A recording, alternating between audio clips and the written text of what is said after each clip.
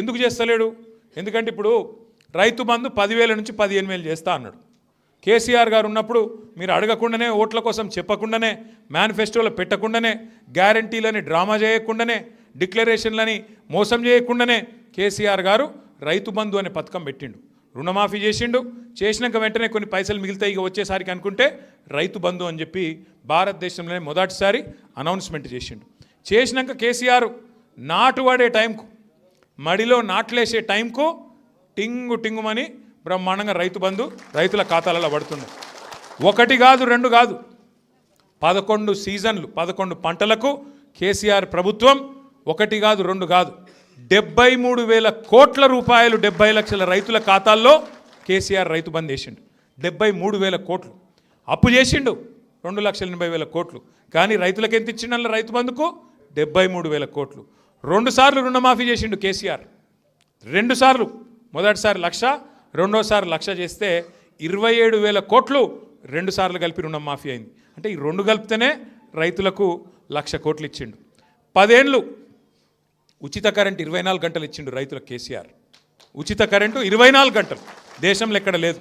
ఒక్క ఉచిత కరెంటుకే 50,000 కోట్లు.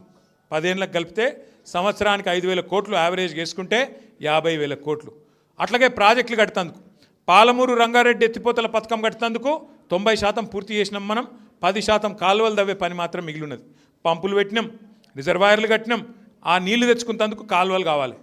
అంటే ఏనుగు వెళ్ళింది తోక చిక్కింది అన్నట్టు మొత్తం 90% పని అయిపోయింది.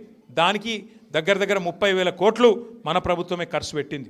అంటే ఈ తీరుగా కాళేశ్వరానికి 1,00,000 కోట్లు, పాలమూరు రంగారెడ్డి ఎత్తిపోతల పథకానికి 30,000 కోట్లు. అంటే ప్రభుత్వ ఆదాయము సంవత్సరం వచ్చే బడ్జెట్ను పెంచుకుంటా, సంపద పెంచుకుంటా, పేదవాళ్ళకి ఇచ్చుకుంటా, ఇంకొన్ని పైసలు బాకీ తెచ్చి వాటితోని గిన్ని పనులు చేసిండు కేసీఆర్. ఇలా గ్రామ పంచాయతీ ఎలక్షన్లు అయినాయి. నేను అడుగుతున్నా, ఒక్కసారి యాద్ చేసుకోండి. గ్రామ పంచాయతీ ఎన్నికల్లో మీ షాద్నగర్లో కాంగ్రెస్ వాళ్ళు ఎన్ని గెలిచారు? 83. మనం ఎన్ని గెలిచినాం?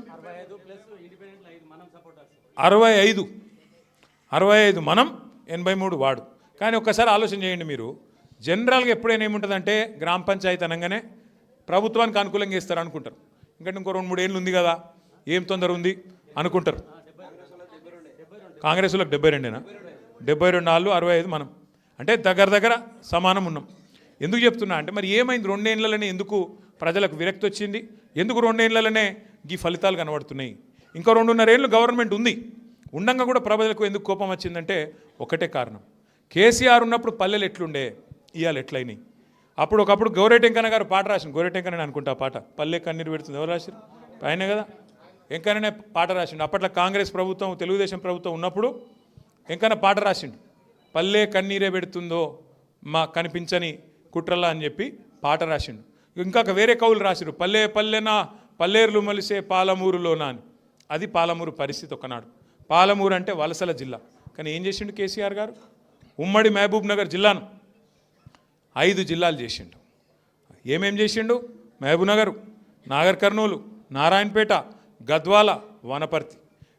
మీ మొత్తం ఉమ్మడి మహబూబ్ నగర్ జిల్లాలో 14 నియోజకవర్గాలు ఉంటే ఒక్క మెడికల్ కాలేజీ లేకుండే, ఒక్కటి కూడా లేకుండే. 65 ఏళ్ళల్లో ఒక్క మెడికల్ కాలేజ్ లేదు. మన పిల్లలు చదువుకొని డాక్టర్లు లేదామంటే కేసీఆర్ గారు 5 జిల్లాలు మాత్రమే చేయలేదు. ఉమ్మడి మహబూబ్ నగర్ జిల్లాకు 5 మెడికల్ కాలేజీలు, 5 నర్సింగ్ కాలేజీలు ఇచ్చిండు. 65 ఏళ్ళలో చేయని పని ఇవాళ కేసీఆర్ గారు కేవలం 9.5 ఏళ్ళలో చేసిండు. ఒక మెడికల్ కాలేజే కాదు, ప్రతి జిల్లాకు నర్సింగ్ కాలేజ్ ఇచ్చిండు. అది మాత్రమే కాదు, వలసల జిల్లాగా పేరుపడ్డ పాలమూరుకు 8 లక్షల ఎకరాలు సాగులకు తీసుకొచ్చి పెండింగ్ ప్రాజెక్టులను రన్నింగ్ ప్రాజెక్టులు చేసి నీళ్లు తెచ్చి బ్రహ్మాండంగా మరి పాలమూరు రంగారెడ్డి ఎత్తిపోతల పథకాన్ని ఒకవైపు, అదేవిధంగా పెండింగ్ ప్రాజెక్టులను రన్నింగ్ ప్రాజెక్టులుగా మార్చి వాటి మీద కూడా దగ్గర 10,000 కోట్ల రూపాయలు ఖర్చు పెట్టి పాలమూరులో బ్రహ్మాండంగా పంటలు పండే వాతావరణం తీసుకొచ్చిండు. మొత్తం రైతులు కలకలలాడే విధంగా 24 గంటల కరెంటు, రైతు బంధు, రుణమాఫీ, నీళ్లు ఇన్ని తెస్తే ఇదంతా మారింది, పరిస్థితి మారింది. ఉతగనే పెరిగింది ఆ భూముల రేట్లు. ఇప్పుడు అన్నాడు భూముల రేట్లు పెరిగినాయి కేసీఆర్ ఉన్నప్పుడు. ఉతగనే పెడతాయి ఆ భూములు? ఉతగనే పెరిగితే మరి ఎందుకో ఇదివరకు వాళ్ళు ఉన్నప్పుడు పెరగలేదు. ఒక షాద్నగర్ అంటే హైదరాబాద్ దగ్గర ఉంటుంది, పెరిగింది అన్నట్టు కాదు. మీరు యాడికన్నా పోండి, అలంపూర్ పోండి, గద్వాల్ పోండి, కొల్లాపురం పోండి, అచ్చంపేట పోండి, కొడంగల్ పోండి, ఎక్కడన్నా ఇవాళ మీ జిల్లాలో, పాత జిల్లాలో ఎక్కడన్నా ఎకరం 5 లక్షలు తక్కువ ఉన్నది ఎక్కడైనా? ఇదివరకు 50,000 ఎకరం లేని జాగలల్లా, ఇదివరకు 70,000 లేని జాగలల్లా ఇలా 10 లక్షలు, 15 లక్షలు, 25 లక్షలు, 30 లక్షలు, 40 లక్షలు మీ కళ్ళ ముందర ప్రజల సంపద పెరిగిన మాట వాస్తవం కాదా?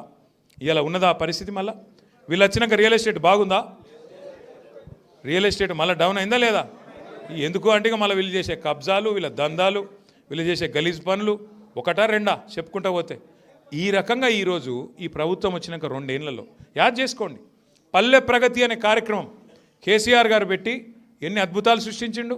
ప్రతి ఊర్లే నర్సరీ, ప్రతి ఊర్లే ఒక ట్రాక్టర్, ప్రతి ఊర్లో ఒక ట్యాంకరు, ప్రతి ఊర్లో బ్రహ్మాండంగా ఒక డంపింగ్ యార్డు, ప్రతి ఊర్లో ఒక వైకుంఠధామం, ప్రతి ఊర్లో ఒక పల్లె ప్రకృతి వనం. దేశం లెక్కన ఉన్నాయా అవి? ఏ రాష్ట్రంలో ఏ ఊరిలో కూడా గిన్ని సౌలతులు లేవు. అందుకే మనది మనం కితాబిచ్చుకున్నాడు కాదు. తెలంగాణ జనాభా భారతదేశం పరంగా చూసుకుంటే మొత్తం భారతదేశం జనాభా 147 కోట్లు, అందులో మనం 4 కోట్లు, అంటే 3% కంటే తక్కువ. కానీ 3% కంటే తక్కువ జనాభా ఉన్న తెలంగాణ జాతీయ పంచాయతీరాజ్ అవార్డులు బెస్ట్ పంచాయతీలు ఏడున్నాయంటే 30% అవార్డులు గెలుచుకున్న రాష్ట్రం మన తెలంగాణ కేసీఆర్ గారి నాయకత్వంలో. అవు గది కేసీఆర్ చేసిన పని. పట్టణాలు బాగా చేసిండు, పల్లెలు బాగా చేసిండు. ఇలా హైదరాబాద్కి వస్తుంటే ఎంత గర్వంగా అనిపిస్తుంది. మన చుట్టాలు, మన దోస్తులు ఎంత బాగా మాట్లాడతారు. మీరు ఆ ఔటర్ రింగ్ రోడ్ మీదకి వెళ్ళి వస్తుంటే ఇది హైదరాబాద్ ఆయన, మనం ఏ దేశంలో ఉన్నామా, బయట ఎక్కడో ఉన్నామా అని చెప్తారా లేదా మీ పిల్లలు? గట్ల చేసిండు కేసీఆర్ గారు. ఇటు పట్టణాలు బాగా చేసిండు, అటు పల్లెలు బాగా చేసిండు, వ్యవసాయం బాగా చేసిండు, మీ షాద్నగర్లో పరిశ్రమలు తెచ్చిండు, ఇన్ని రకాల పని చేసిండు, సంక్షేమం బాగా చేసిండు, అభివృద్ధి బాగా చేసిండు. మరి ఎందుకు ఓడిపోయాను? ఎందుకంటే ఒకటే కారణం, మళ్ళీ చెప్తున్నా నేను, ఐకమత్యం లేకపోవడమే. ఇప్పుడే తమ్ముడు చెప్తున్నాడు పక్కకెళ్ళి నాకు, రవి అన్న ఇంకొక 15-16 గెలిచేది ఉండే, జర్రల పోయింది.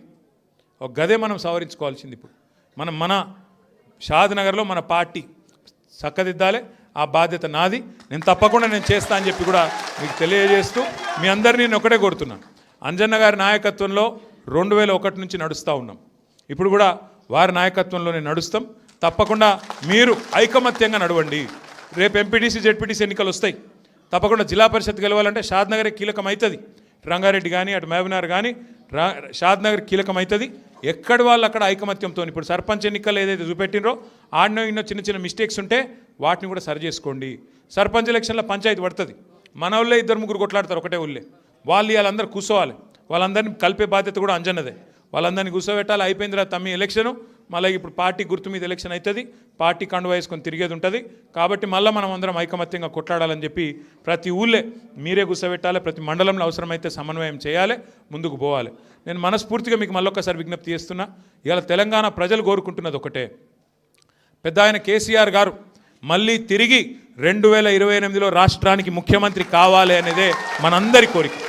ఇలా ఎవరికి రెండో ఆలోచన కానీ రెండో అభిప్రాయం కానీ లేదు. రాష్ట్రంలో ఇలా ప్రతి రైతు కోరుకుంటున్నాడు మళ్ళీ కేసీఆర్ రావాలి, మళ్ళీ కేసీఆర్ వస్తేనే బాగుంటుంది అనే మాట ఇవాళ రైతులు చెప్తా ఉన్నారు. ప్రతి ఆడబిడ్డ కోరుకుంటున్నది తప్పకుండా మాకు కేసీఆర్ గారు ఉంటేనే మంచి జరిగింది, మళ్ళీ మంచి ఆయనే చేయగలుగుతాడని. అట్లాగే పిల్లలు 2 లక్షల